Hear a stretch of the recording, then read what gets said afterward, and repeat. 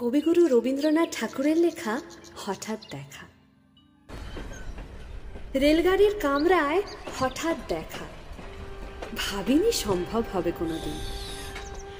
আগে ওকে বারবার দেখেছি, লাল রঙের শাড়ি, ডালিম ফুলের মতো রাঙা, আজ পড়েছে কালো রেশমের কাপড়, আঁচল তুলেছে মাথায়, দোলন চাপার মতো চিকন গৌর মুখখানি ঘিরে।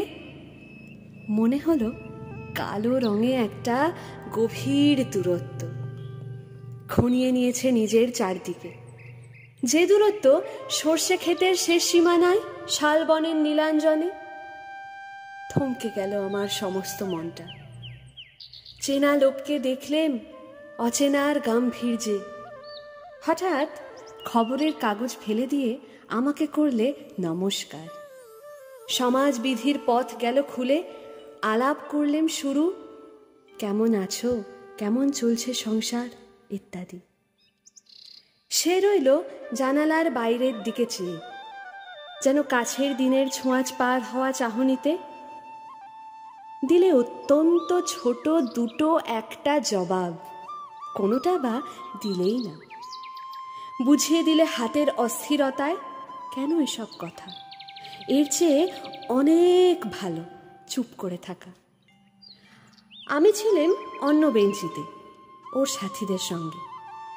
একসময়ে আঙুল নেড়ে জানালে কাছে আসতে, মনে হলো কম সাহস নয়। বসলাম ওর এক বেঞ্চিতে। গাড়ির আওয়াজের আড়ালে বললে মৃদু স্বরে, কিছু মনে করো না, সময় কোথা সময় নষ্ট করবার। আমাকে নামতে হবে পরে স্টেশনে, দূরে যাবে তুমি, দেখা হবে না আর কোনো দিন। তাই যে প্রশ্নটার জবাব এতকাল থেমে আছে শুনব তোমার মুখে, সত্য করে বলবে তো? আমি বললেন বলবো।